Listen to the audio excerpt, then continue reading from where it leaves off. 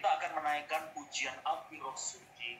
Bakar hatiku, biarlah sungguh dalam anugerahnya kita terus dianugerahi semangat, kesetiaan, melayani Tuhan dan jiwa-jiwa yang terhilang.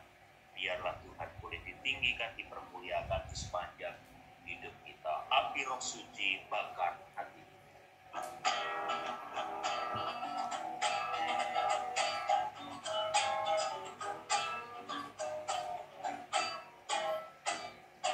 Api roh suci bakar hatiku dengan asih yang murni dari Kalvari.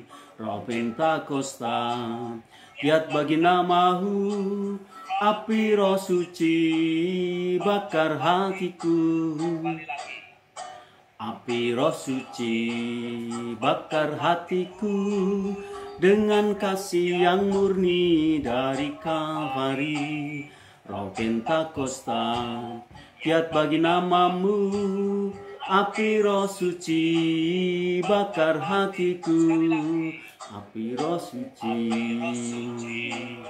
bakar hatiku dengan kasih yang murni dari Kalvari. Roh Pentakosta, giat bagi namamu. Api roh suci bakar hatiku. Suci bakar hatiku.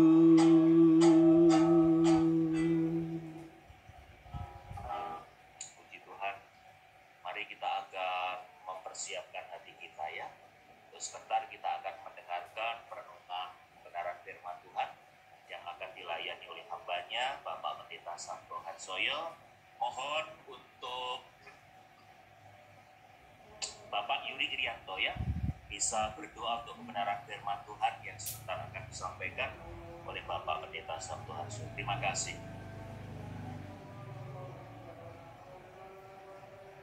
Ya, mari kita berdoa. Bapak yang surga, kami bersyukur karena malam hari ini seberapa banyak di antara kami Tuhan sudah himpunkan.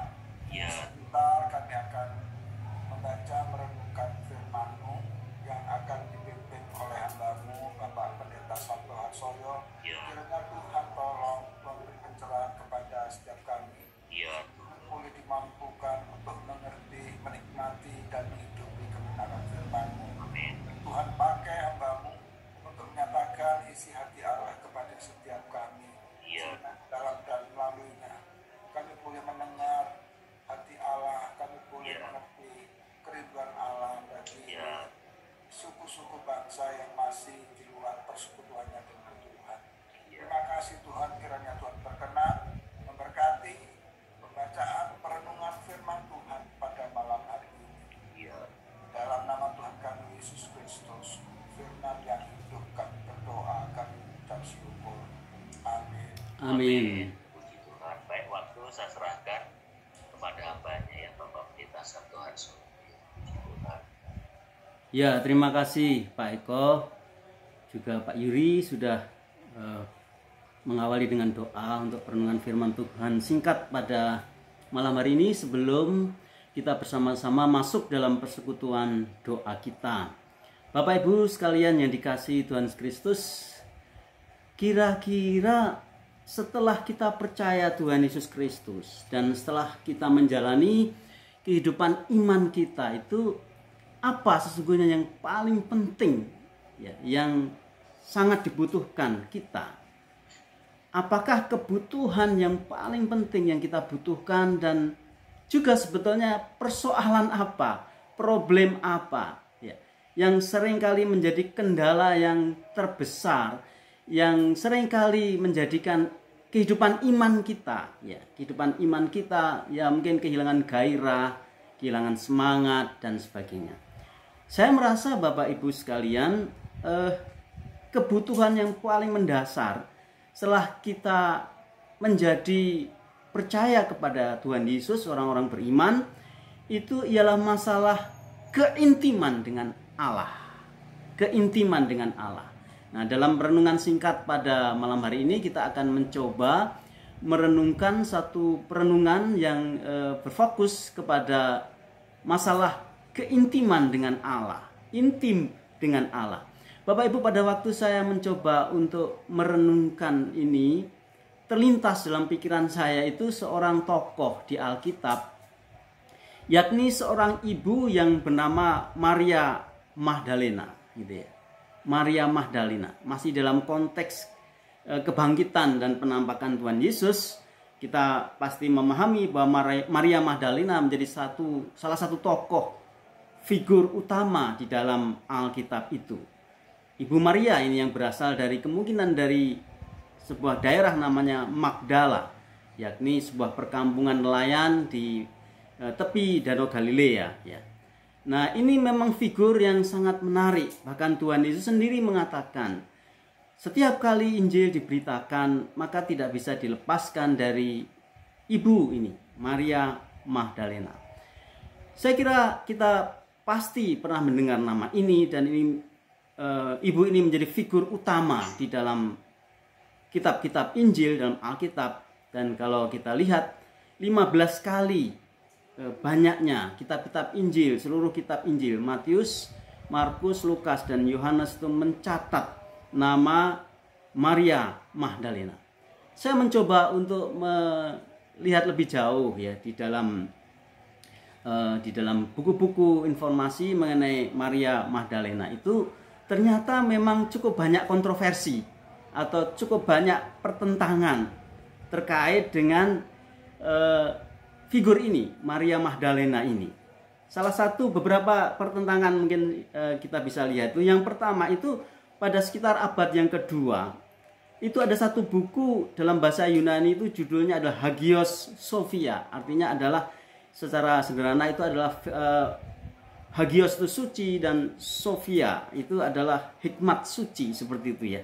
Itu buku hikmat suci. Sayangnya ini adalah satu buku yang ditulis oleh sekelompok sekte Kristen mula-mula pada waktu itu, yaitu sekte Gnostik.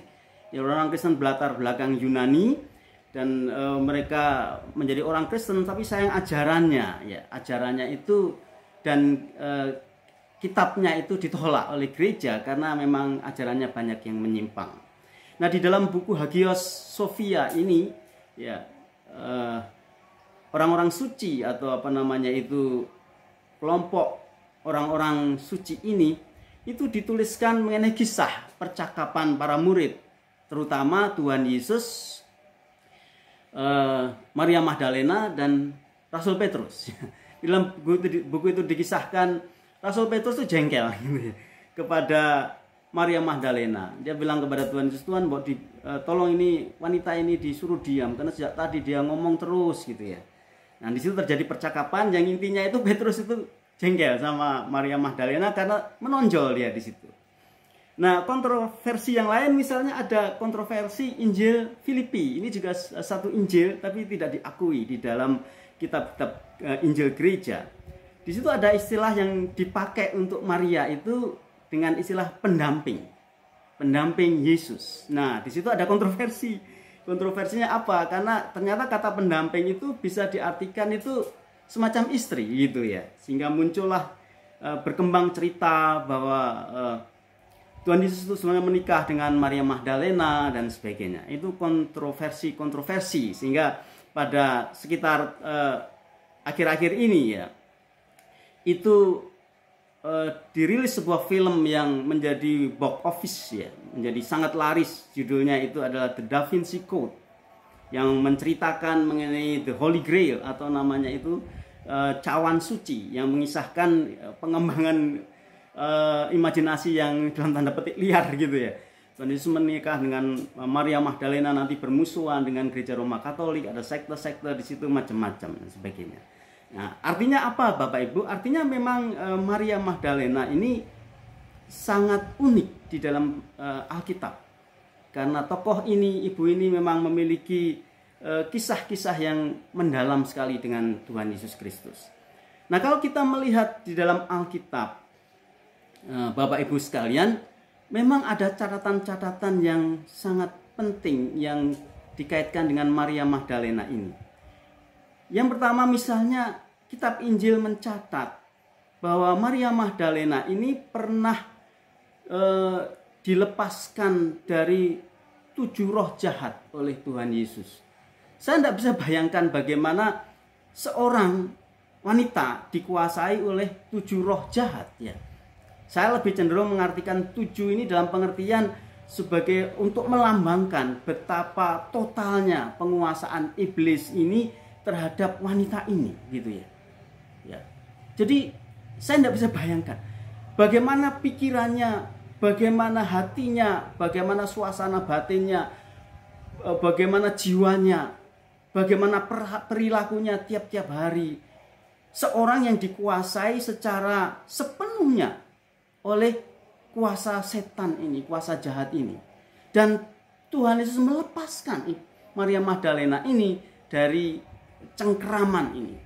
Sehingga kita bisa bayangkan betapa hebat pengalaman ini.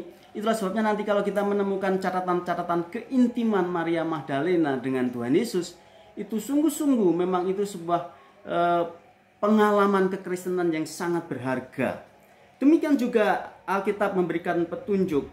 Maria Magdalena adalah seorang wanita yang kaya. Dan dia memakai uangnya itu untuk mendukung pekerjaan Tuhan Yesus. Itu ya. Dan di mana saja Tuhan Yesus ada bersama para murid, selalu Maria Magdalena dan beberapa wanita itu ada untuk mendukung pekerjaan Tuhan itu. Maria Magdalena juga salah satu murid Tuhan Yesus. Ya. Artinya Maria Magdalena selalu bersama-sama dengan Tuhan Yesus. Dan itu terbukti bahwa Maria Magdalena itu menjadi saksi langsung terhadap kehidupan Tuhan Yesus ya, secara dalam tanda petik utuh begitu ya. Ya, misalnya Maria Magdalena ada pada waktu Tuhan Yesus menjalani penderitaan, penyiksaan yang luar biasa itu ya. Mulai diadili, disiksa, ya, dianiaya dan sebagainya. Maria Magdalena ada. Demikian pada waktu Tuhan Yesus diseret di Golgota dan digantung di kayu salib, Maria Magdalena ada di situ. Maria Magdalena juga yang bersama-sama orang lain menurunkan mayat Yesus dari salib itu. Dan Maria Magdalena juga yang bersama-sama dengan ibu-ibu yang lain itu mengafani mayat Tuhan Yesus dengan sangat baik. Dan disemayamkan di sebuah kubur. Ya. Dengan kata lain bahwa Maria Magdalena itu memang sangat dekat sekali dengan Tuhan Yesus. Nah, pada malam hari ini Bapak Ibu sekalian, mari kita melihat apa yang dipaparkan oleh Yohanes terhadap Ibu Maria Magdalena ini. Mari kita membaca dalam Yohanes pasal 20. Injil Yohanes pasal 20 ayat 11 sampai ayat yang ke-18.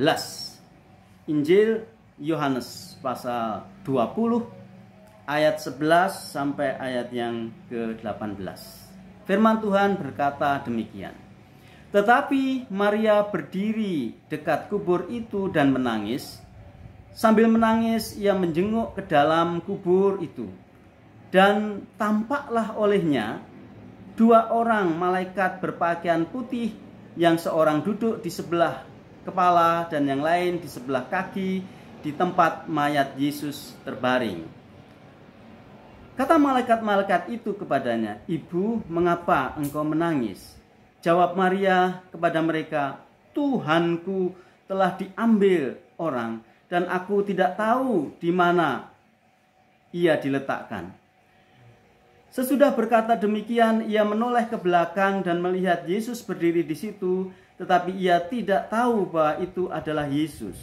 Kata Yesus kepadanya, "Ibu, mengapa engkau menangis? Siapakah yang engkau cari?" Maria menyangka orang itu adalah penunggu taman, lalu berkata kepadanya, "Tuan, jikalau Tuan yang mengambil dia, katakanlah kepadaku di mana Tuan meletakkan dia, supaya aku dapat mengambilnya." Kata Yesus kepadanya, "Maria." Maria berpaling dan berkata kepadanya dalam bahasa Ibrani, "Rabuni," artinya guru. Kata Yesus kepadanya, "Janganlah engkau memegang aku, sebab aku belum pergi kepada Bapa, tetapi pergilah kepada saudara-saudaraku dan katakanlah kepada mereka bahwa sekarang aku akan pergi kepada Bapakku dan Bapamu, kepada Allahku dan Allahmu." Maria Magdalena pergi dan berkata kepada murid-murid, "Aku telah melihat Tuhan," dan juga bahwa dia yang mengatakan hal itu kepadanya. Nah, Bapak Ibu sekalian, Gereja Roma Katolik pada sebelum abad 12 memberikan gelar kepada Maria Magdalena ini dengan gelar rasul dari para rasul, karena dia yang pertama memberitakan kebangkitan Yesus kepada para rasul, apostolia apostorum, rasul para rasul gitu. Nah, sekarang kita akan melihat Bapak Ibu sekalian, kira-kira ada dua ungkapan yang menyatakan betapa intimnya Maria Magdalena dengan Tuhan Yesus Kristus yang tercatat di dalam nats kita ini. Dan saya melihat bahwa keintiman itu merupakan anugerah yang luar biasa setelah kita percaya kepada Tuhan Yesus. Ya, anugerah yang tidak terbayangkan, yang tidak ternilai adalah keselamatan kita, pemilihan Tuhan atas hidup kita. Dan anugerah yang menyertai hal itu ialah Tuhan berikan anugerah untuk orang-orang percaya berkemungkinan intim dengan Tuhan Yesus. Nah, kita melihat di sini Bapak Ibu sekalian, dua ungkapan dari Maria Magdalena yang mengekspresikan betapa intimnya Maria Magdalena itu dengan Tuhan Yesus. Ungkapan yang pertama itu adalah ungkapan yang tertulis dalam ayat 13, yaitu kata Tuhanku. Ya. Dalam bahasa Yunani ada istilah kurios. Ya. Dari dia menyebutkan Tuhan. Setiap kali dia mencari mayat Yesus dan bertemu dengan malaikat, dia mengatakan Tuhan. Ya. Dan dia mengatakan lebih mendalam, Tuhanku. Ya. Saudara sekalian, ini sebuah ungkapan yang menarik. Ya. Kenapa? Karena faktanya itu Tuhan Yesus itu mati gitu loh ya. Atas dasar apa Maria masih menyebut Yesus itu Tuhan? Padahal dia tahu persis mayat Yesus itu ada di dalam kubur itu. Saudara sekalian, kalau itu diperhadapkan pada kita bagaimana? Kita percaya kepada Yesus, ya. Tapi kita tidak bisa membuktikan bahwa Yesus itu bangkit. Masihkah kita percaya kepada Yesus itu? Tapi tidak demikian dengan Maria. Dia sedang mencari mayat Yesus. Dia tahu persis Yesus sudah mati dan dia mengafaninya. Ya, dia memberikan ramuan-ramuan supaya mayatnya itu berbau wangi. Ya. Tubuhnya sudah kaku, tetapi Maria tetap menyebut Yesus sebagai Tuhan dan Tuhanku. Bapak Ibu sekalian, ini adalah tidak bisa dijelaskan dengan paparan rasio. Karena ini sudah berbicara mengenai hati, gitu ya. Sudah berbicara mengenai hati. Keimanan Kristen kita itu seringkali diuji pada waktu gagasan, harapan, mimpi, pengaguman kita kepada Yesus yang segalanya itu tidak terbukti dalam hidup kita. Kalau kita minta sesuatu kepada Tuhan, kalau kita mengingini sesuatu kepada Tuhan, dan Tuhan keep silent dengan itu, apakah kita masih punya keintiman dengan Tuhan dan menyebut dia itu Tuhanku? Saudara sekalian, dalam sejarah gereja, Martin Luther adalah salah satu tokoh gereja yang mengalami depresi yang sangat luar biasa, karena dia harus menghadapi kepausan Romawi yang pada waktu itu blended dengan kekuasaan politik dan sebagainya, punya kuasa yang besar sekali. Sehingga Martin Luther di bawah tekanan kekuasaan yang luar biasa, dikejar-kejar, dalam bahasa kita itu darahnya itu dihalalkan untuk dibunuh kapan saja, di mana saja. Dia mengalami stres yang luar biasa. Dan di dalam buku sejarah diceritakan, pada waktu dia mengalami tekanan yang luar biasa, dia hanya bisa melakukan satu hal saja. Saking beratnya tekanan, dia mengambil apa saja dan mulai di temboknya dia tulis dengan tulisan yang sangat tegas, Tuhanku hidup. Tuhanku hidup. Nah, saudara sekalian, ini adalah keindahan iman itu. Iman itu bukan Hanya pada waktu kita melihat mujizat Kristus terjadi, apa yang kita inginkan terbukti. Yesus penuh kuasa, saya adalah anak Allah, apa saja yang saya mintakan kepada Bapa pasti dituruti. Tapi bagaimana pada waktu harapan-harapan kita seolah-olah tidak terpenuhi di dalam sanjungan hidup kita, yaitu Tuhan Yesus Kristus itu. Apakah kita masih memberikan respek kita? Apakah kita masih memberikan diri kita sebagai budaknya, sebagai miliknya? Karena kata kurios itu sebenarnya bisa diartikan itu pemilik. Ya. Gambarannya seperti seorang budak yang dibeli di pasar oleh seorang tuan itu. Dan pada waktu dia itu dibawa ke rumah, atau lebih tepat pada waktu itu diseret ke rumah. Dengan tali diseret di rumah, dimasukkan di dalam rumahnya. Maka dia tidak memiliki hak kepemilikan sama sekali. Kalau begitu Bapak Ibu sekalian, apakah kita bisa nuntut Tuhan? Kalau kita bisa mengatakan, aku bisa nuntut Tuhan. Renungkan kembali iman kita. Apakah kita belum puas dengan ketuhanan Yesus dalam hidup kita? Kalau dalam agenda batin kita yang ternyata tidak ada bedanya dengan penyembah-penyembah berhala, kita datang kepada Tuhan dan mencoba merayu dia. Kalau tidak dirayu, dipaksa supaya dia memenuhi keinginan kita. Tidak demikian dengan Maria Magdalena.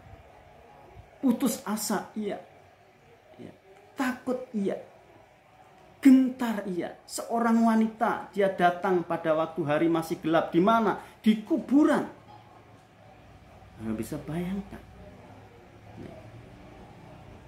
keterikatannya kepada Tuhannya menghapuskan rasa takutnya, menghilangkan rasa takut.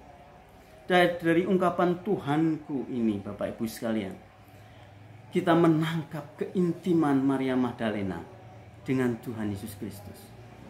Saya bisa membayangkan dia pernah dilepaskan dari 7 kuasa setan itu, dari hidupnya itu. Bagaimana pengalaman itu tidak betul-betul membuat dia itu lebih dari sekedar berhutang budi, tapi tidak berdaya di dalam kepasrahan, ketergantungan yang penuh kepada Yesus Kristus. Karena dia sudah mengalami kebebasan yang luar biasa. Dari kungkungan kekuatan yang sangat luar biasa, 7 kuasa roh jahat itu dibebaskan, dimerdekakan oleh kuasa Kristus. Ini adalah ungkapan yang pertama dari keintiman Maria Magdalena dengan ungkapan Tuhanku. Ya, yang sungguh-sungguh mengekspresikan bahwa Yesus Kristus itu betul-betul telah menjadi dambaan dia. Mungkin lebih tepat begitu ya, dambaan Maria itu. Ya. Sudah tidak ada tempat lagi selain kepada Tuhan. Sehingga seolah-olah Bapak Ibu sekalian, ya, kekuatan imannya itu seolah-olah itu sepertinya itu menutupi fakta di hadapan dia, bahwa Yesus Kristus pada waktu itu menurut sepengetahuan dia itu sudah mati. Itu yang pertama Bapak Ibu sekalian. Ungkapan yang sangat intim antara Maria Magdalena dengan Tuhan Yesus kita temukan dalam ungkapan Tuhanku ini. Ya. Kurioi, Tuhanku. Yang kedua itu ungkapan yang kedua yang menyatakan ungkapan keintiman Maria Magdalena. Itu terdapat dalam ayat 16 itu ya. Yakni ungkapan Maria Magdalena yang mengungkapkan dengan ungkapan guruku, Rabuni. Bapak Ibu sekalian, ini ungkapan keintiman yang sangat mendalam. Kata Rabuni ini berasal dari bahasa Ibrani atau dialek Aramaik seperti itu. Dari kata rabi berasal dari kata rabi, rabuni itu guruku. Kata rabi itu berasal dari bahasa Ibrani dari akar kata raf. Raf itu artinya yang agung, yang terkemuka.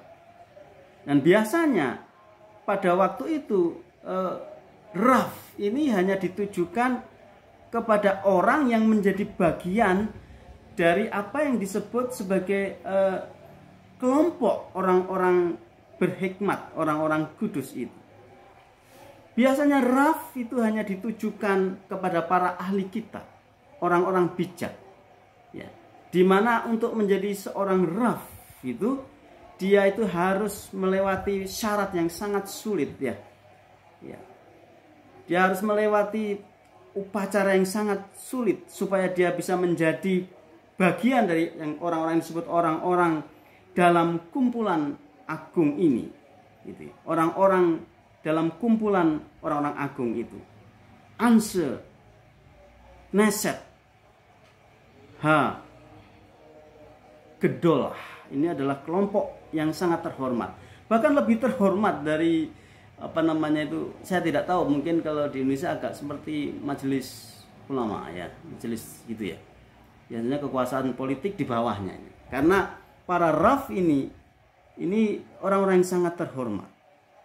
Dan biasanya pada waktu itu rabi itu selalu dipakai dalam bentuk kelompok. Jadi pada waktu itu tidak ada rabi seorang diri dan dia memiliki murid, tidak ada. Rabi itu selalu dikaitkan dengan tadi kelompok orang-orang yang berhikmat tadi. Ya. Sehingga ada ungkapan di dalam Perjanjian Baru itu, Musa itu guru kami. Pada waktu orang-orang Yahudi berdebat dengan Tuhan Yesus ya, mereka itu mengejek Tuhan Yesus. Musa ini guru kami. Mereka punya kebanggaan sebagai murid dari Musa. Ya. Mose, Rabinu itu adalah guru kami secara jamaah. Setiap rabi tidak berdiri sendiri. Ya. Setiap rabi yang sudah dinyatakan sebagai raf harus melewati apa yang disebut semika. Semika itu sepatah pentabisan. Sehingga semika ini akan menjadikan seorang raf menjadi bagian dari Knesset, dari kelompok orang-orang berhikmat itu yang nanti disebut sebagai Sanhedrin itu ya. Jadi semacam majelis yang sangat agung. Jadi memang tidak sembarangan gitu ya. Ya, setiap guru, setiap raf itu selalu tergabung di dalam Knesset. Orang-orang Farisi itu sangat mengagungkan ini. Musa adalah guru kami. Dan biasanya para raf ini, para rabi ini diyakini sebagai orang-orang yang mewarisi jabatan rabi dari Musa gitu. Nah, saudara sekalian, pada waktu Maria Magdalena menyebut Yesus sebagai Rabuni, guruku,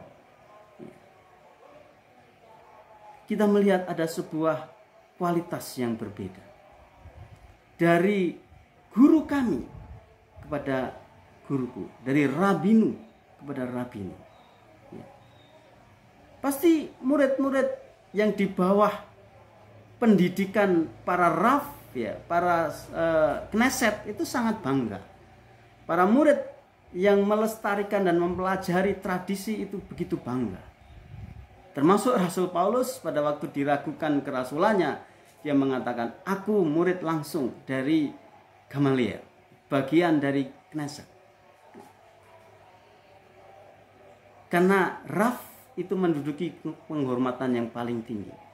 Nah, Bapak Ibu sekalian, di dalam peristiwa ini sangat menarik. Maria Magdalena menyebut Yesus sebagai Rabi, Rabuni, guruku. Pribadi yang sangat dihormati, pribadi yang sangat agung. Seolah-olah dengan kata lain, dia mengabaikan syarat-syarat tradisi di dalam memberikan legalitas terhadap seorang raf. Dan dia sudah menemukan dalam pengalaman hidupnya sendiri orang yang betul-betul layak disebut sebagai raf, dan menyebut dia sebagai Rabuni, yaitu Yesus Kristus. Jadi ada sebuah kondisi yang luar biasa indahnya. Dari kebanggaan sebagai bagian dari komunitas yang dipenuhi dengan prestis kelembagaan dan kebanggaan keagamaan, kepada kemuliaan menjadi murid Kristus. Nah, Bapak Ibu sekalian, ini menjadi sangat menarik dan seharusnya ini selalu menjadi otokritik bagi kita semua. Saya sebagai dosen teologi juga memikirkan lama mengenai hal ini. Jangan sampai itu kebanggaan prestis terhadap lembaga. Tentu kita harus mengejar akreditasi macam-macam. Dan ada bahaya besar kalau kebanggaan terhadap akreditasi dengan nilai bagus, sangat bagus atau unggul dan sebagainya. Itu menggeser jiwa dari keintiman kita terhadap Kristus. Saudara sekalian, Maria Magdalena mengabaikan semua. Apakah dia tahu? Pasti dia tahu. Untuk menjadi seorang raf dan menjadi bagian dari Kneset itu sama sekali tidak mudah dan tidak semua orang bisa. Tapi Yesus Kristus telah disanjungnya, telah dilihatnya sebagai yang paling agung dalam hidupnya. Sebagai guru spiritual, sebagai guru yang betul-betul mampu memimpin dia kepada nilai-nilai kebenaran. Nah, Bapak Ibu sekalian, ini adalah keintiman yang sangat mendalam. Dan saya merasa, saudara sekalian, ini menjadi kebutuhan kita yang paling hakiki. Saudara, pada waktu kita intim dengan Kristus, sehingga kita betul-betul terjalin dalam hubungan yang begitu agung itu. Sebagai Tuhan kita, sebagai yang paling kita hargai, kita hormati. Itu akan menjadi satu-satunya sumber kebahagiaan kita. Dan apa saja yang Tuhan perintahkan kepada kita tidak akan berat untuk kita jalani. Kita akan melakukannya dengan kebahagiaan. Tidak ada lagi tekanan pada waktu kita mengikuti jalan Kristus sebagai murid Kristus. Kiranya Tuhan Yesus Kristus memberkati kita supaya Tuhan akan memberikan anugerah keintiman kepada kita supaya kita menjadi orang yang berbahagia selama hidup kita. Mempergunakan hidup kita dengan penuh kesukaan, melakukan pekerjaan Tuhan dengan penuh kesukaan dalam bentuk apapun itu, karena kita memiliki keintiman yang mendalam dengan Kristus. Mari kita berdoa untuk hal ini. Menutup doa ini saya bisa minta tolong Ibu Eri ya. Ibu Eri bisa bersyukur untuk firman Tuhan pada malam hari ini. Terima kasih.